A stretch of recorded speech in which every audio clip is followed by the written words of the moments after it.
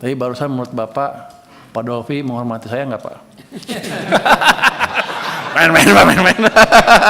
Terima kasih Pak Dolfi atas penegasannya. Saya pikir juga tadinya saya boleh begitu. Tapi kan waktu saya gitu banyak yang ribut. Tapi kalau ditegaskan lagi seperti ini ya saya akan lihat lagi nanti. Kita terima kasih atas dukungannya saya pikir. Emang harusnya sih kita bisa kontrol paling enggak uangnya dipakai yang betul dan bisa menghasilkan impact ke pertumbuhan ekonomi yang baik. Jadi terima kasih atas dukungannya Pak. Kalau kita memberikan dukungan Pak, karena instrumen yang Bapak gunakan masuk ke mereka itu adalah instrumen Bapak bagaimana APBN itu dibelanjakan dengan benar. Instrumen itu boleh Pak, dan itu kewenangan Bapak. Karena instrumen yang Bapak gunakan adalah instrumen di wilayah kewenangan Bapak dalam rangka APBN digunakan dengan benar. Termasuk Bapak mengontrol APBN ini sudah berapa jauh besaran serapannya. Itu Pak. Itu menurut saya sangat luar biasa Pak. Gitu. Silakan dilanjut Pak. Terima kasih atas dukungannya Bapak Ketua dan Pak Dolfi. Kami akan jalankan sesuai dengan petunjuk barusan. Saya pikir Kementerian Layanan kan gonjang-gonjang sedikit nanti. Ya. Untuk restitusi tadi dari Pak Haris, restitusi cukup besar. Yang penting kan memang nilai netonya kan. Saya dapat masukan juga rupanya restitusi yang tahun ini itu restitusi dari 2 tahun sebelumnya yang ditangguhkan. Jadi tahun depan mestinya akan lebih kecil dibandingkan dampak negatifnya yang tahun ini. Jadi 2 tahun lalu ditangguhkan, ditaruh semua di tahun ini.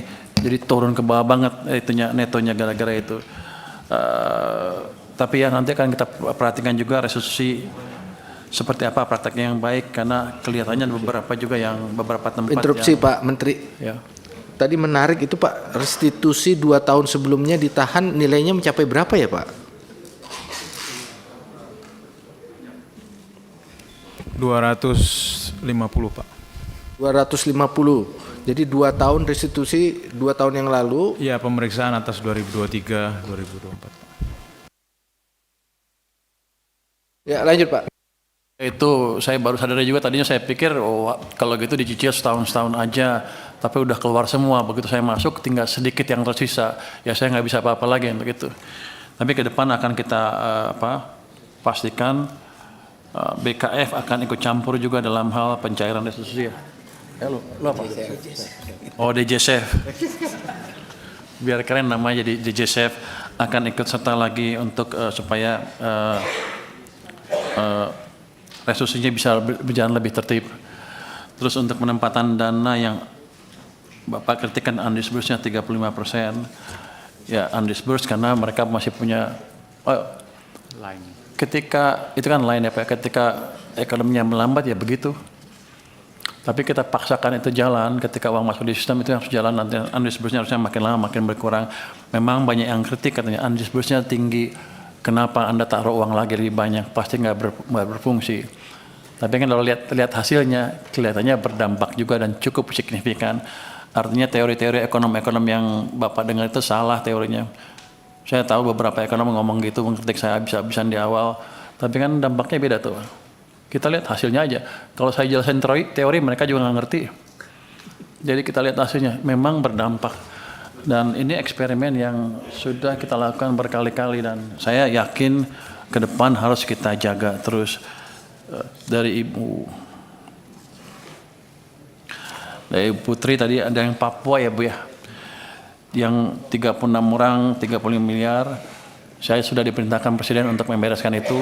Saya sudah sanggupi beres, LPDP akan bereskan. Pak Darto beresin ya, hubungin, katanya Mendagri akan ngubungin saya, tapi sampai baru minggu lalu sih Pak Mendagrinya belum menghubungi saya, tapi begitu dia menghubungin kita bereskan itu. Jadi terima kasih atas concernnya. Yang transfer ke daerah ya. Jadi gini, apa dukungan pemerintah pusat supaya transfer ke daerahnya baik dan arti uangnya nggak numpuk gitu. Saya pelajarin salah satu penyebabnya adalah mereka takut kenapa uangnya numpuk ya sampai akhir tahun kan. Walaupun seperti sekarang udah dipercepat, tuh setiap tahun tuh mereka ada sekitar 100 triliun uang nggak kepake. Kalau menurut Pak Tito itu karena mereka takut Januari, Februari nggak ada uang sehingga daerahnya nggak jalan. Jadi tabung 100. Tapi kan untuk saya uangnya nganggur 100 triliun. Jadi ke depan pertama akan kita buat sistem sedemikian rupa sehingga mereka yakin di awal tahun tuh transfer dari pusat cepat. Jadi mereka nggak usah sisain yang 100 triliun itu. Jadi bisa dihabisin.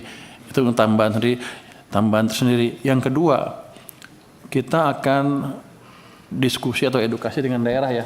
Kita akan kirim orang-orang ke daerah supaya mereka mengerti betul bagaimana cara menganggarkan dan bagaimana cara belanjanya sehingga itu akan lebih cepat, nggak harus tunggu-tunggu lagi. Jadi komunikasi dan edukasi dengan daerah akan lebih ditingkatkan sehingga nanti tahun-tahun ke depan belanjanya akan lebih tepat waktu.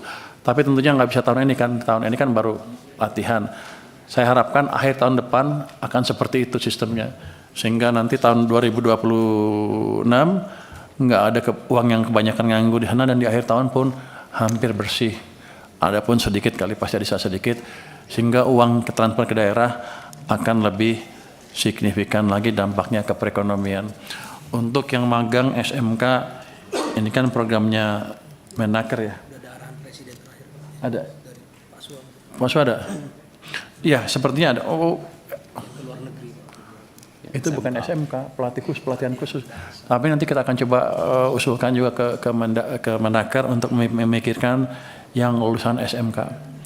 Tapi kalau yang vocation sudah ada program khusus lagi dari Presiden yang cukup signifikan. Tapi saya pikir betul juga SMK harus diperhatikan.